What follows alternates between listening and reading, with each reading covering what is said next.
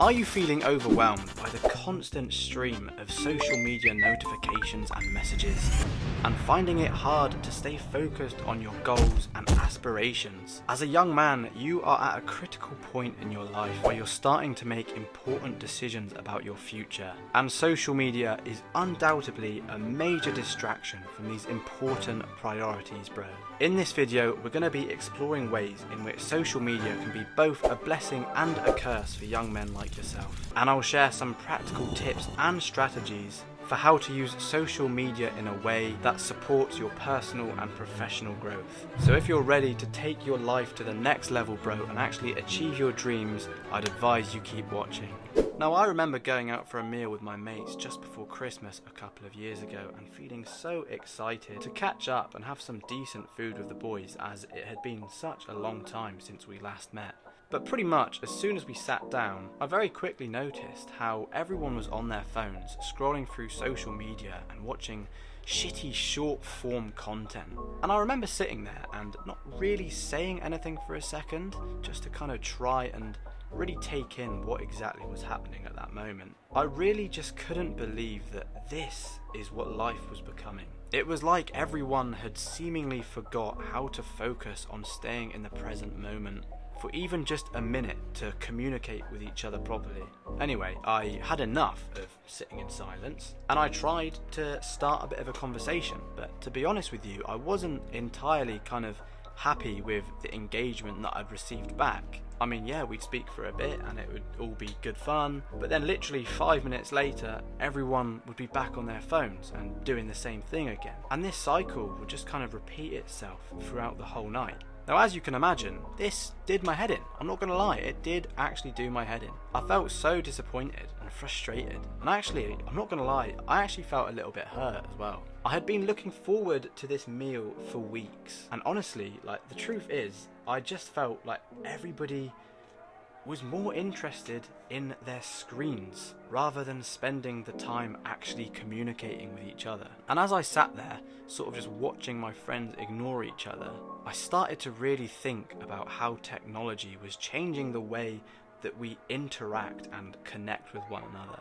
And I wondered if maybe we were losing something important by relying so heavily on social media and these shitty devices, and if we'd ever be able to go back to just simply enjoying each other's company and finding simple pleasure in that without any other distractions. All in all, I'd say it was quite a eye-opening realization, and it made me feel pretty down, to be honest, and introspective, which is kind of like when you stop and think about how you're feeling and why. But yeah, that moment is still something that I think about today, and it's definitely changed the way that I see things. So with that story that I've just told you, which I'm pretty sure you might be able to relate to, it's very easy to recognize the issues that social media are causing when it comes to focusing and being distracted constantly. But of course, with all problems, there are solutions. And that's exactly what I'm going to try and take you through right now. But firstly, you need to understand why social media makes it so hard for us to focus. And the simple answer to that, bro, is because social media is literally designed to keep you engaged and scrolling for as long as possible. Now just think how fucked up that is, bro. Social media has literally been crafted so well to the point where it collects information and every single piece of intricate data about you, to the point where it knows you better than your parents, and it knows you personally. It probably even knows you better than you know yourself. It's so fucked up. But nevertheless, this means that it can constantly feed you what your brain is desiring. It uses algorithms that show you content that is relevant to you. And by using notifications and features that continually push you to keep coming back for more. And this is why it makes it so difficult to focus on other tasks, because your brain is constantly seeking the stimulation and pleasure that social media provides. It's literally an addiction, bro. But that doesn't mean that you can't do anything about it. So here is exactly what you're going to do. So firstly, you're going to turn your phone into black and white. There's literally a setting on your phone to do this, and a quick search on Google will show you exactly how to do it. But the reason for why this is so beneficial is because it just just makes the screen completely less appealing. The bright colours on social media are literally designed to be eye-catching and keep you engaged, but by turning your phone into black and white mode, you can reduce that appeal of these apps and make them less distracting. Not only this, but black and white mode can also reduce eye strain.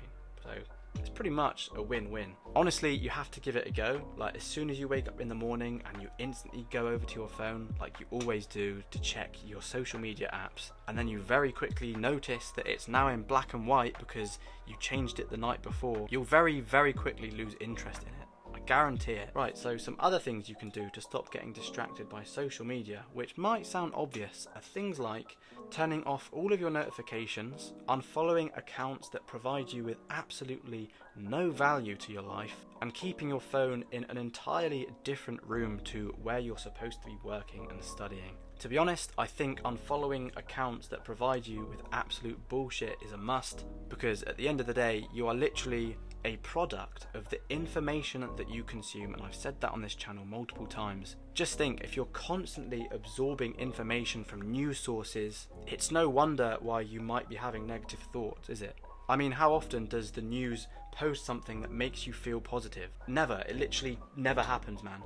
Unfollow that shit, bro. Similarly to watching funny TikTok videos, what does it provide for you in the long term? Absolutely nothing. I mean, yes, it does provide you some short-term pleasure, but that is it, bro. Honestly, it's just not worth it. But if you absolutely have to use social media, I suppose you can always set a time limit for yourself so that you don't go on it for too long. So that's exactly what I would recommend.